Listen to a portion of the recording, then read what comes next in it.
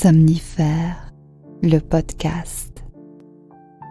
Bonsoir à toutes et à tous, nous sommes le mardi 8 novembre et Somnifère vous emmène ce soir dans un petit coin reculé d'Aquitaine avec l'histoire d'Anna et de Mathis, deux étudiants qui se rencontrent sur les bancs de l'école et aspirent au même idéal.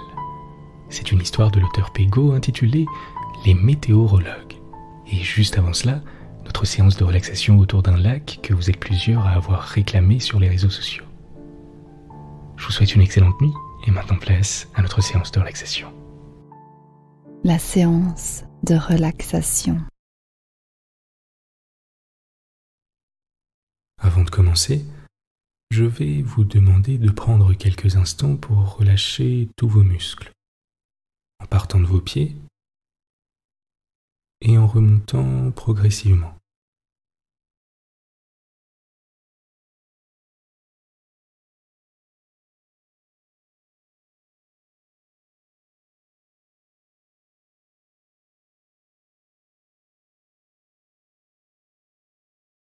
Pensez également à relâcher tous les petits muscles au niveau du visage,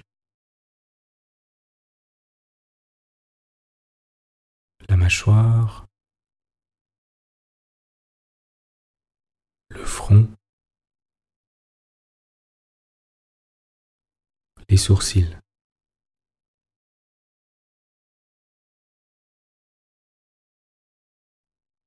Lorsque vous êtes prêt, je vais vous demander de former dans votre esprit l'image d'un lac.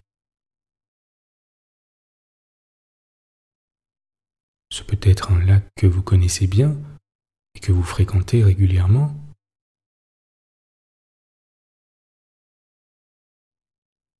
Un lac que vous avez vu en photo. Ou un lac tout droit sorti de votre imagination.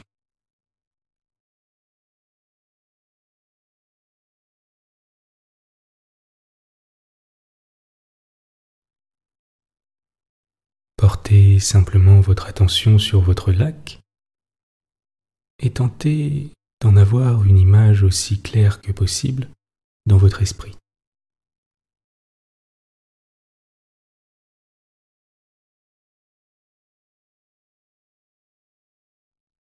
Notez comme cette étendue d'eau est calme et semble simplement posée là, à la surface de la terre, sans être en attente de rien, sereine et constante.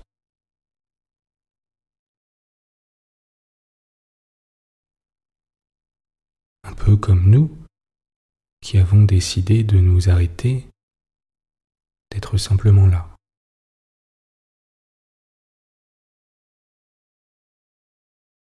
Si vous observez la surface du lac avec un peu plus d'attention, vous remarquerez que ce n'est jamais la même.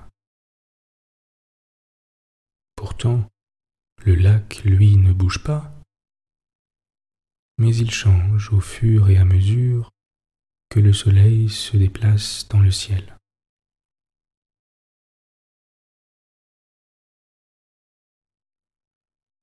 La lumière sur l'eau se reflète alors de différentes manières.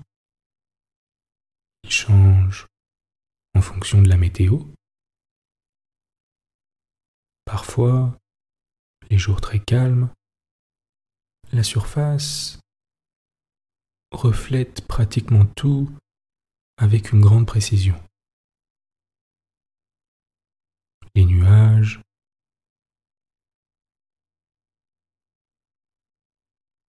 les oiseaux, le soleil, les arbres.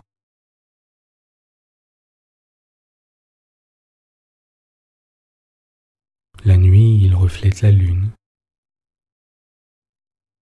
et les étoiles.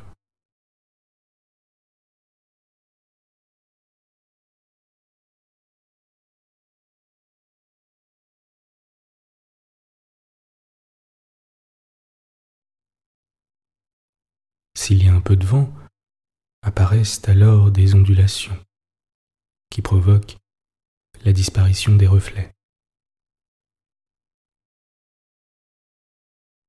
Le lac est alors flouté, un peu comme une peinture de Van Gogh.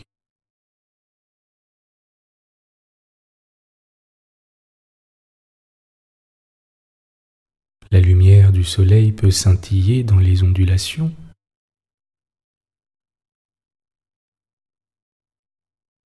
et valser avec la surface de l'eau.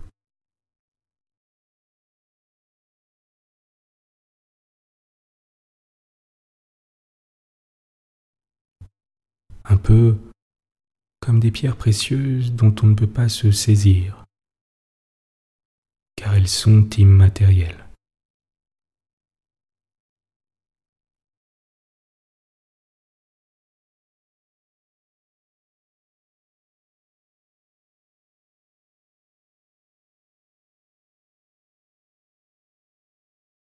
Quand vient la nuit, c'est au tour de la lune de faire briller ses reflets blancs sur la surface du lac.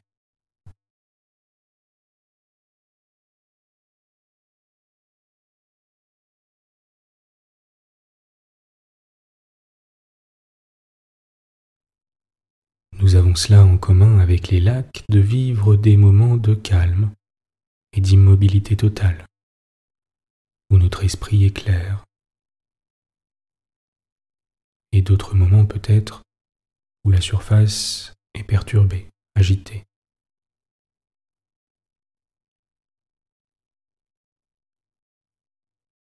Mais cela ne dure jamais et il y a toujours ce calme où se réfugier en dessous de la surface.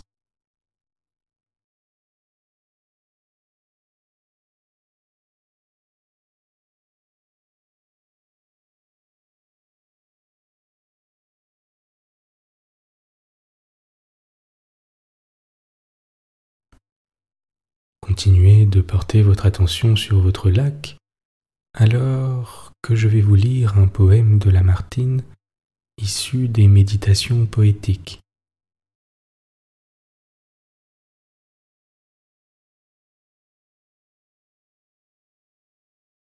C'est un poème que Lamartine a écrit pour sa muse, Julie Charles. Les deux jeunes gens se retrouvaient souvent au lac du Bourget, mais la vie a décidé de les séparer. Lamartine décide de se rendre à nouveau au bord de ce lac, en souvenir de ses temps passés en compagnie de Julie, et il est alors surpris de trouver le lac et la nature complètement identiques à son souvenir, restés les mêmes et indifférents au souvenir de leur bonheur passé.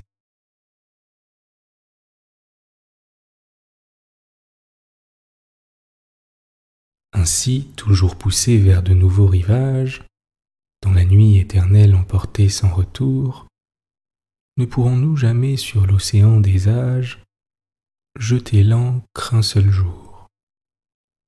Ô lac, l'année à peine a fini sa carrière, et près des flots chéris qu'elle devait revoir, regarde, je viens seul m'asseoir sur cette pierre où tu la vis s'asseoir.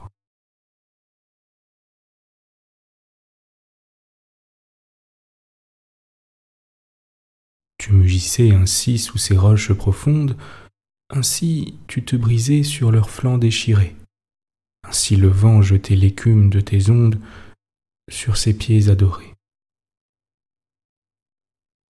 Un soir, t'en souvient-il, nous voguions en silence, on entendait au loin, sur l'onde et sous les cieux, que le bruit des rameurs qui frappaient en cadence, tes flots harmonieux.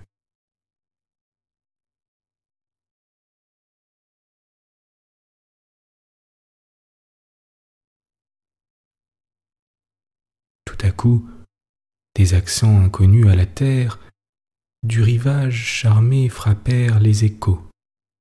Le flot fut attentif, et la voix qui m'est chère laissa tomber ces mots. Ô temps, suspends ton vol, et vous, heure propice, suspendez votre cours laissez-nous savourer les rapides délices des plus beaux de nos jours.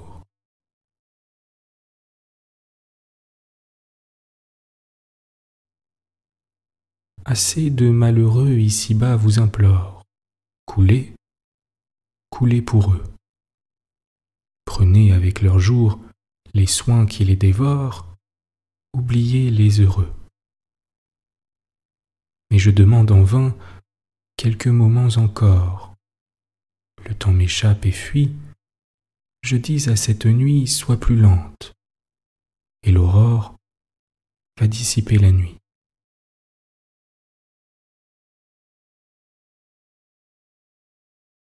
Aimons donc de l'heure fugitive.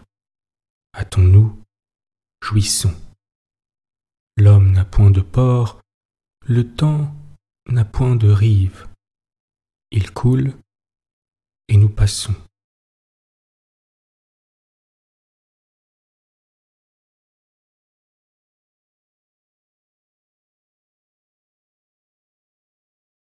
Tant jaloux, se peut-il que ces moments d'ivresse, où l'amour à long flot nous verse le bonheur, s'envolent loin de nous de la même vitesse que les jours de malheur? Et quoi? En pourrons-nous fixer au moins la trace? Quoi? Passer pour jamais? Quoi? Tout entier perdu? Ce temps qui les donna, ce temps qui les efface, ne nous les rendra plus.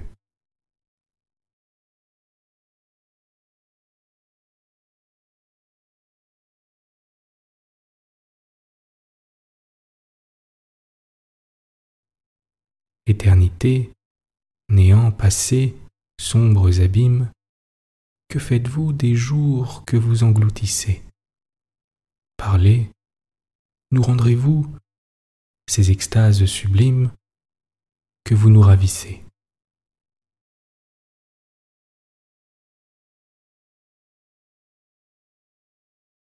Ô lac, rochers muets, grottes, forêts obscures,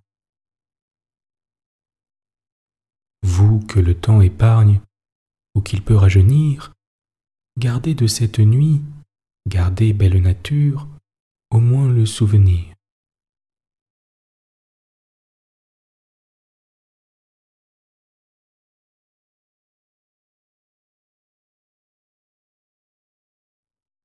Qu'il soit dans ton repos, qu'il soit dans tes orages, beau lac est dans l'aspect de tes riants coteaux, et dans ces noirs sapins, et dans ces rocs sauvages qui pendent sur tes eaux.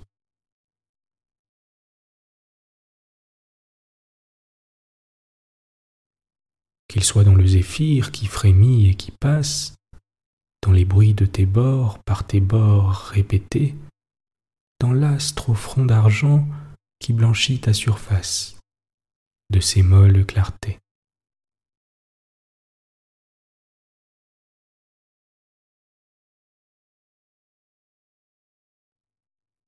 Que le vent qui gémit, le roseau qui soupire, que les parfums légers de ton air embaumé, que tout ce qu'on entend, l'on voit ou l'on respire, tout disent, ils ont aimé.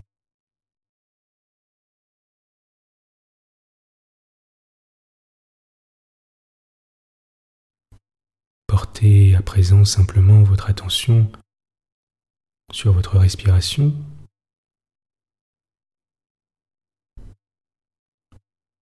Et sur l'air qui entre et sort de vos narines.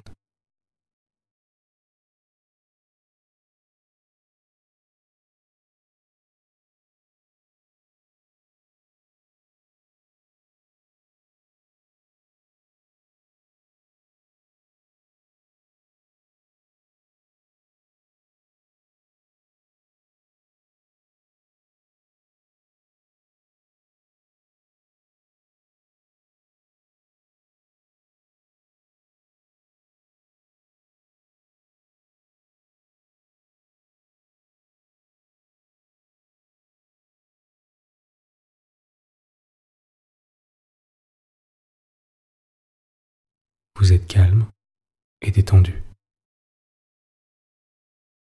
L'histoire du soir. Que faire quand on n'a ni fortune ni patrimoine et que l'on souhaite s'affranchir du quotidien et de ses tristes habitudes? Faire preuve d'imagination reste sans aucun doute la seule alternative. C'est ce qu'avait fait Matisse quand, dès ses 17 ans, il comprit ce que ne serait pas sa vie. Il ne serait jamais un inventeur novateur tel Roland Moreno et sa carte à puce, qui vivrait sur la rente d'une invention génialissime et révolutionnerait son époque. Son esprit était bien trop cartésien, et son caractère pas assez entreprenant pour ça. Il avait un état d'esprit plutôt conservateur, sans être un réactionnaire. Se satisfaire de ce qu'il avait lui convenait parfaitement. Il ne serait pas non plus un sportif de haut niveau. La performance physique, ce n'était pas son truc.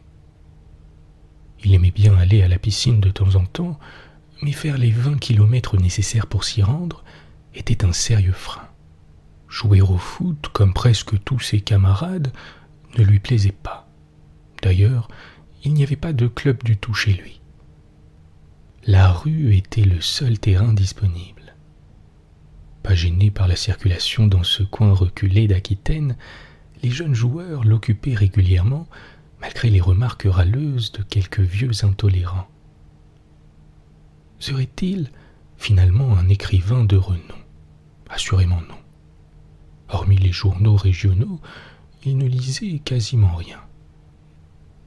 Alors pour ce qui est d'écrire, il le faisait déjà bien assez à l'école, pensait-il. Avec sa sœur, ils avaient passé leur enfance dans un petit village de Charente, peuplé d'à peine 600 habitants. Seule une école maternelle égayait ce village plutôt terne. Après ses 6 ans, il fallait aller dans l'école élémentaire du village d'à côté, situé tout de même à quelques kilomètres. Le car scolaire, conduit par celui que tout le monde, des plus jeunes aux vieillards, appelait Paolo, était incontournable. C'était un moment festif que ce ramassage. Passer de village en village pour récupérer 4 ou 5 enfants, c'était agréable pour ces élèves délocalisés. Paolo était devenu une forme de célébrité locale.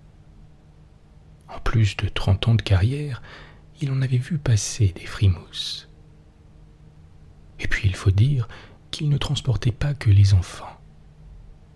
Lors des rares sorties organisées pour les gens à la retraite, les seniors, comme il est bon de dire maintenant, c'est lui qui œuvrait encore.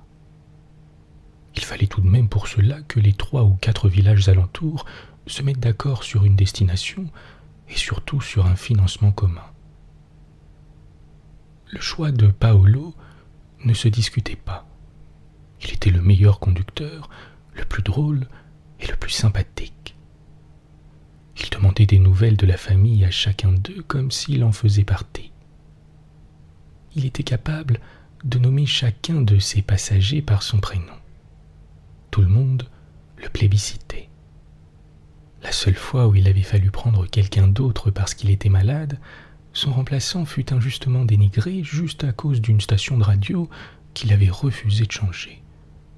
Heureusement pour lui, Paolo avait par la suite pris sa défense en assumant cette décision qui n'avait pourtant pas été la sienne. Matisse avait été ce qu'on a coutume d'appeler un bon élève sérieux, ni plus ni moins. De ceux qui suivent leur petit bonhomme de chemin sans faire de vagues. De ceux dont les enseignants oublient assez vite le nom une fois l'année scolaire terminée. Mais de ceux qui, conscients de leurs qualités et de leurs défauts, travaillent régulièrement sans se prendre pour des surdoués et qui par conséquent s'en sortent toujours. C'est juste après son bac qu'il se retrouva face à son destin. Ses parents avaient formé une famille aimante et attentionnée, tant avec lui qu'avec sa sœur, son aînée de 3 ans. Maintenant qu'il avait ce socle de connaissances indispensable à tout citoyen, que voulait-il faire? Poursuivre ses études ou se lancer dans la vie active comme sa sœur? La seconde option était bien évidemment la plus immédiate et d'une certaine manière la plus facile. Ici, il trouverait sans trop de difficulté un métier rural, certes mal rémunéré, mais au moins il aurait la certitude de le garder autant qu'il le souhaiterait. Il aurait alors une vie réglée comme du papier à musique, mais pas très excitante. Viendrait permis de conduire, voiture, mariage, achat d'une maison, venue au monde de 2 ou 3 enfants, etc. Vraiment rien de très attirant pour lui. L'option études était tentante pour lui qui avait secrètement l'ambition de se sortir de ce cadre de vie peu original et monotone. Mais elle incluait une série d'obstacles difficiles à franchir. Tout d'abord, quelles études? Ce qu'il aimait, c'était s'occuper des enfants du village quand les adultes étaient collectivement retenus pour autre chose. Lors du conseil municipal, par exemple. Il avait tenu ce rôle plusieurs fois et y avait pris goût. Les enfants le lui rendaient bien et il était apprécié également de leurs parents. Lors de la fête de fin d'année de l'école maternelle, son stand de jeu était constamment occupé. Les tout-petits l'aimaient bien. Son autre plaisir depuis ses 14 ans, c'était avec ses propres connaissances, forcément restreintes pour l'instant, d'analyser les cartes météorologiques présentées à la télévision. Il se bouchait les oreilles et uniquement en regardant les cartes essayait d'anticiper sur ce qu'allait annoncer le présentateur ou la présentatrice du jour. Il écrivait ses prévisions météorologiques sur un carnet dédié à cela. Ensuite, avec sa sœur, il comparait ce qu'il avait noté avec ce qui avait été réellement dit. Assez vite, ils s'aperçurent qu'il savait plutôt bien décrypter ces fameuses images satellites et du même coup anticiper de manière assez juste sur les annonces du jour. Il apprit aussi, grâce à l'un de ses grands-pères, à repérer le sens du vent. Il demanda un délai de réflexion le temps des vacances d'été et en profita pour se faire embaucher en juillet en tant qu'animateur stagiaire dans la première ville voisine possédant une organisation du type centre de loisirs. Cela lui plut, mais pas au point d'envisager d'en faire un métier. Il en avait le goût, mais pas la vocation. Léna lui rappela que pour sortir de son cadre de vie actuel, ce n'était pas le mieux. Alors fin août, après avoir effectué quelques recherches, il annonça à sa famille qu'il voulait être météorologue. Le grade d'ingénieur avec son niveau Bac+4 lui parut inaccessible. À juste titre, ne serait-ce que pour des raisons financières. Il connaissait également ses limites intellectuelles et la lucidité faisait partie de ses nombreuses qualités. Être technicien avec 2 ans d'études post-bac lui semblait atteignable. Il pourrait, durant 2 ans, poursuivre des petites missions de garde d'enfants ou d'animation. Cela l'aiderait à financer ses études et à soulager la famille. Son père et sa mère furent à la fois surpris et fiers devant cette décision. Ils l'aideraient de leur mieux, mais cachèrent mal leurs émotions. Tous deux savaient qu'ils devraient pour cela passer en internat dans la grande ville du département, d'où inéluctablement une séparation familiale peut être délicate à intégrer. Ces amourettes d'adolescents avaient eu et gardé une forme classique. Toutefois, sa relation avec Anna était particulière. Ils s'étaient fait remarquer tous les deux en arrivant en léger retard le jour de leur première rentrée. Pas idéal comme entrée en matière dans un établissement inconnu d'une ville inconnue avec un professeur inconnu. Ils se retrouvèrent forcément à la même table, juste devant, puisque ce sont toujours ces places-là qui sont occupées en dernier par les élèves. Une certaine complicité était née de cet incident. Après la première heure de cours, qui est essentiellement une heure de présentation, la pause fut la bienvenue. Il demanda évidemment à Anna d'où elle venait et pourquoi elle était arrivée elle aussi après l'heure prévue. Comme lui, elle n'habitait pas la ville, mais un hameau situé le long de l'Issoire, qui est un affluent de la Vienne. Anna lui demanda d'où il venait.